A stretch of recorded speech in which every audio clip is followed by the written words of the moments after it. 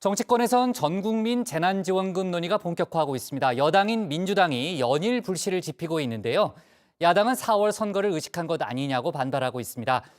선거 얘기가 나왔으니까요. 보궐선거 얘기도 해봐야 되겠죠. 보궐선거 후보들도 윤곽을 드러내고 있는데 이 소식까지 유정아 반장이 정리해봤습니다. 자, 정화 씨, 안타깝게도 이 노래방은 집합 금지 업종입니다. 영업을 아예 하지 못한 만큼 가장 많은 300만 원을 지원받습니다. 학원과 헬스장 등 또 실내 체육시설, 유흥업소가 여기에 포함됩니다. 네, 우리 정치부 회의의 마스코트 신반장이 며칠 전 발제해서 저한테 300만 원을 준다고 했는데요. 실제 받은 것도 아닌데 아주 기분이 좋더라고요. 조건 없이 돈을 준다는데 싫어할 사람 없겠죠. 4차 전국민 재난지원금 논의가 본격적으로 시작이 됐습니다. 먼저 불을 지핀 건 민주당 이낙연 대표입니다. 여러 신년 인터뷰에서 전국민 재난지원금을 검토할 거라고 했죠. 초지일관 전국민 지원금을 주장해온 이재명 경기지사도 지난 4일 여야 국회의원 300명과 홍남기 경제부총리에게 편지를 보냈습니다. 민주당에서는 공식 검토까지는 아니지만 당내에 공감대가 있다고 했습니다. 구체적인 액수와 지원 시기까지 제시를 했습니다. 1차 때 이제 4인 가족에 100만 원 아니었겠습니까? 네. 우선 저는 그 기준으로 예. 그것을 레퍼런스로 해서 예, 아마 전후가 알겠습니다. 되지 않을까 이런 생각을 하고 있습니다. 방역 상황과 밀접히 연동을 해서 네. 지금 이제 2월달에 백신도 나오고 또 1월달에 치료제가 나온다고 하잖아요. 예. 거리두기 효과가 500명 이하로 하면 떨어질 것 같아요. 그러면 이제 이런 상황들이 종합적으로 고려가 돼서 또 판단을 알겠습니다. 하지 않을까. 네, 그러니까 액수는 지난해 5월 지급됐던 1차 지원금을 기준으로 하고 지원 시기는 백신 도입과 함께 코로나가 잦아들 걸로 보이는 2월 이후를 제한한 겁니다. 코로나가 한창일 때 지원금을 지급해서 소비를 진작시키면 코로나 상황이 더 나빠질 수 있다는 거죠. 여론조사 결과 국민 10명 중 7명 가까이가 전 국민 재난지원금에 공감하는 것으로 나타났습니다. 지난 6일 리얼미터 조사 결과인데요. 특히 진보층에서는 공감 비율이 4명 중 3명으로 평균보다 더 높았고요. 중도와 보수층에서도 공감 비율이 반대보다 훨씬 높았습니다. 문제는 이 지급 시기가 4월 보궐선거와 맞물린다는 겁니다. 국민의힘은 4월 선거를 앞두고 지원금 주자고 나선 건 사실상 금권 선거 선언이라고 했습니다. 국민이 아닌 정권을 위한 지원금이라고도 비판을 했는데요. 여당이 지난해 4.15 총선을 앞두고 전국민 지원금 지급 카드를 꺼내서 효과를 봤다, 이런 주장도 나왔습니다. 최근에 와서는 또 갑작스럽게 4차 재난지원금 문제를 갖다가 여당 측에서 거론하고 있습니다. 과연 이러한 소위 정부의 이 자세가 국민들로 하여금 과연 정부를 믿고 안심할 수 있는 그러한 정부의 형태인가에 대해서 회의를 갖다 보이지 않을 수가 없습니다. 네, 선별이냐 보편이냐도 여전히 입장이 엇갈립니다. 그저께 JTBC 신년 토론에서도 관련 논의가 있었죠. 피해의 대상과 피해의 규모가 그야말로 천차만별인데 여기에 대해서 무차별적으로 똑같이 한다?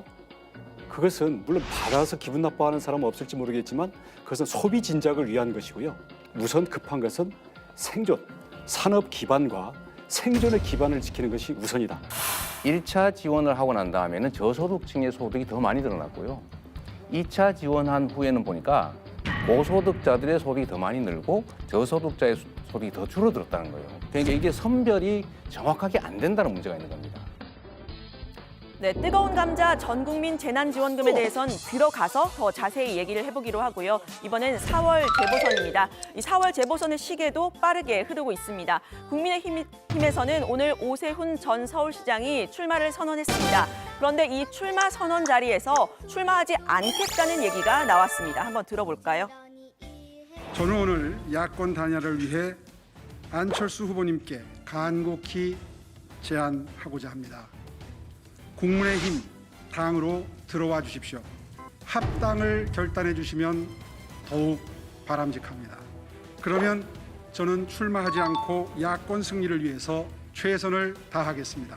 입당이나 합당이 이루어지지 않는다면 저는 출마의 길을 택할 수밖에 없습니다.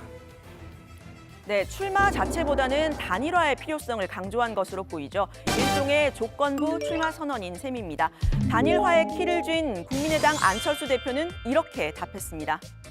중요한 거는 서울 시민들 그리고 모든 야권 지지자들의 공감대가 중요하다고 생각합니다. 오 전 시장님 그 의견은 후보 단일화를 반드시 이루어가지고 시장 선거에서 승리하고 그리고 정권 교체의 초석을 만들자.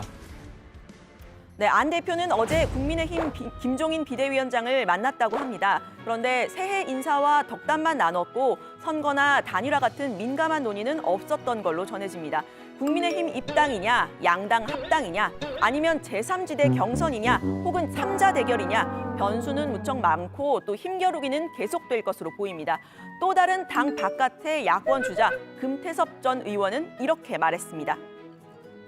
어떻게 단일화를 하냐, 어떤 방식으로 해야 누가 유리하냐, 이런 것 따지다가 결국 망쳤거든요. 네. 사실은 김종인 대표도 그런 걸 잘 아시고 계시기 때문에 삿바 싸움하기 시작하면 선거 승리에 도움이 안 된다는 것을 누구보다 잘 알고 계실 겁니다. 그럼 네, 민주당도 분주해졌습니다. 일단 경선 규칙을 확정했습니다.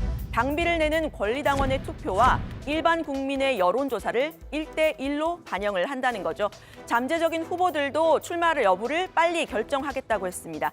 박영선 중소벤처기업부 장관은 어제 사실상 출마 의사를 밝힌 상태입니다. 6월 달 안으로는 결정을 하겠다 이제 이런 말씀을 드렸는데요. 예. 지금 상황이 좀 안 좋아졌기 때문에 네. 제가 출마 가능성을 열어놓고 있는 것, 이것이 제 생각의 변화라면 변화다, 이렇게 설명드릴 수 있겠습니다. 근데 지금 뭐 최대한 빨리 고민해서 결론을 좀 말씀드리는 게 저도 편하고 또 당도 편하고 이렇게 될 것 같습니다. 주변 분들은 좀 어떻게 얘기를 하시나요? 나와야 된다라고 얘기하시는 분들도 많고요. 네. 또 여러 가지 어떤 의견을 주시고 계세요. 네, 현재 유일한 민주당 후보 우상호 의원은 페이스북에 글을 올렸습니다. 국민의힘 의원들이 서울 동부구치소 사태를 이유로 추미애 장관을 고발한 건 K 방역을 흔들어서 문재인 대통령에게 흠집을 내려는 의도라고 말이죠. 아무래도 1차 관문인 당내 경선 통과를 위해서 여권 강성 지지층에 어필하고 있는 것으로 보입니다. 보궐선거 소식 역시 들어가서 더 얘기를 해보겠습니다.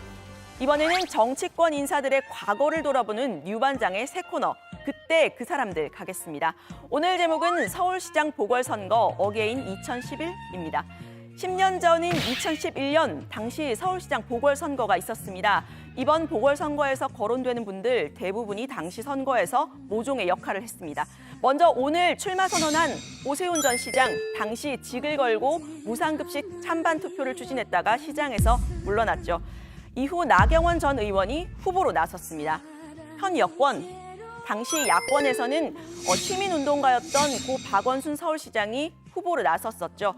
처음 나섰을 때 박 전 시장의 지지율은 3%에 불과했지만 지지율 50%에 육박하는 안철수, 당시 서울대 교수가 소위 아름다운 양보를 했습니다.